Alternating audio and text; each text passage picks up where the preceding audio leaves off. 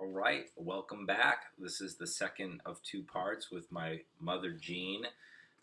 She's traveled all the way from the East Coast. We're having smoothies now after having some nice turmeric water. Um, we talked about some keys to feeling positive and healthy, things that you can control despite other health issues. And we talked about the big three that she mentioned was diet, exercise, and stress management. These all kind of three interlock together because you can't really have one without the other two. Um, is there any other components to a happy, successful life that you think you want to add that kind Well, of fits into this topic? there is. One time, several years ago, my good friend Corleen, I've known Corleen for 55 of my 65 years, and she's a good friend of mine. We travel. And we went on an excursion down to Georgia, and it was for active women. And there were a lot of different components. We did rappelling and hiking and horseback riding, canoeing, on and on and on. And a couple of times in the evening, they would bring in a speaker, and they brought in not going to really say she was a motivational speaker, but she was kind of talking about health issues. And my one takeaway, we had a lot of speakers, but my one takeaway was this particular speaker. And she said that a healthy life requires balance. And so you can transfer that balance into all different kinds of things, whether you are a shopaholic or an alcoholic or a clean nut or food or whatever. There's got to be balance in your life. You can't be so focused on one thing or one aspect of your life that other things get out of kilter. And it's I think it's particularly important in diet. You know, you can say, I'm never going to have this, I'm never going to have that, I'm only going to have this, but that kind of creates stress or anxiety. So say, if I really want to have a candy bar, I'll have a candy bar once a week or whatever it is. So it's finding balance so that you're not always working, you're not always sleeping, you're not always. That's true, and I think that that's an important point to a certain extent. I do think that there are certain people that, like alcoholics, Yeah. or people that have some sort of obsessive compulsive, or even looking at myself, where I don't want to blame it completely on the fact that I have an oligodendroglioma in my left frontal lobe of my brain, but there's certain personalities that don't jive well with moderation of certain things. Sometimes there's impulsivity and obsession sort of behavior that you kind of have to go all or nothing. Like, I've had to devote myself to a healthy lifestyle. I can't drink just a little bit here and there because it does start to spiral out of control, especially in the company of certain crowds of people. Right. So, not that I can't be around people that drink, or not that I can't be in the company of certain types of people, but I think that that's a key point. Moderation is the key to happiness. I definitely agree with that point. I think that's an excellent point that you make there. Right, and a lot of people, not talking about us specifically, but a lot of people who have become obese or alcoholics or addicted gamblers, it's because they did not practice moderation. They became, but part of it too is who you are and your personality. But some people cannot go and just go gambling once a year. So A lot of behavior too is beyond the scope of what we're here to talk. We know are qualified to talk about, because we're just two people who you know we're not we're not psychologists and we're not psychiatrists, so we're not here to give you an in-depth psychoanalysis of anything. So just so that you know that as a preface to what we're talking about, we're just talking about this as two people, mother and son, adults. And I personally have only my professional knowledge only extends to the fact that I have a bachelor's of science degree in speech communication. But even though I don't think that necessarily degrees mean a lot, I have some of the I don't mean I guess I do mean this kind of humorously. Some of the most quacky people, if that's a proper term, have degrees in psychology that's right. and psychiatry. And some people that have degrees in speech communication or uh, uh, healing or other degrees doesn't necessarily make them qualified because they maybe have the knowledge, but they don't have the practice in that field. Or the dispensation of personality to actually take that knowledge and put it into practice.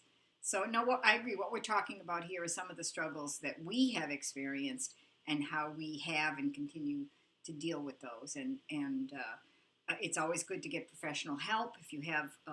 Certainly, if you have a broken leg or a heart attack, you're going to go to a doctor.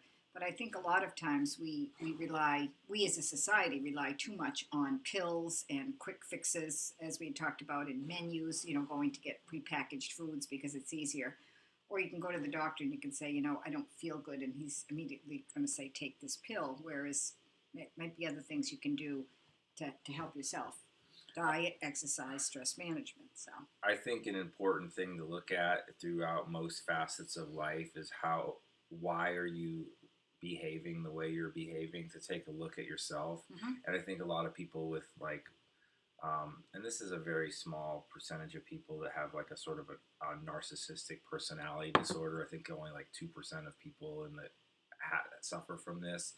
But we all are narcissists in a way because narcissism, it can be healthy. It means that we love ourselves to a certain degree, like our ego. We have to care for ourselves first. But also, don't take anyone else's word for it. I mean, I've been to 7 neurologists so far for my seizures and for the symptoms that surround the medication that I've been given. I've seen, Western medicine doctors primarily, but I've also talked to some doctors that specialize in Eastern medicine. And there's like extremes on both sides. Right. And my struggle has been trying to find the balance between the two. I've been on several different types of medications because I've had regressive seizures, and I kind of keep falling back on this because that's kind of been an underlying topic of all of my blogging on this site has been the glioma that I've been going through, and this has given me a definitely new perspective on my life, whereas before my life revolved around being a craft beer specialist, blogging about craft beer events, Portland beer, organizing events. Now things have shifted, and I'm trying to focus on sharing my experiences and helping other people, and not just through professionals, but also through speaking with people like my mother, who, was one of my mentors and inspirations because she raised 2 children. She has experience with siblings, quite a few, loss in the family. She's dealing with an elderly mother. So there's people that I trust, and people that I can go to, who, I can call when I feel like maybe suicidal, down in the dumps. I mean, things have gotten that bad for me through some of the medications that I've been on, where I just feel low.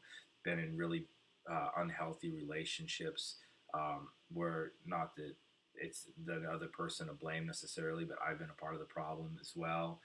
So I think it's good to surround yourself with people that inspire you, not just people who will tell you what you want to hear. I think a lot of the people that I've gone to see have not told me what I want to hear, but by the same terms, I will not settle for anything less than a physician or a friend or a partner that's not willing to give me all they've got, because this is my life and I'm fighting for it every day.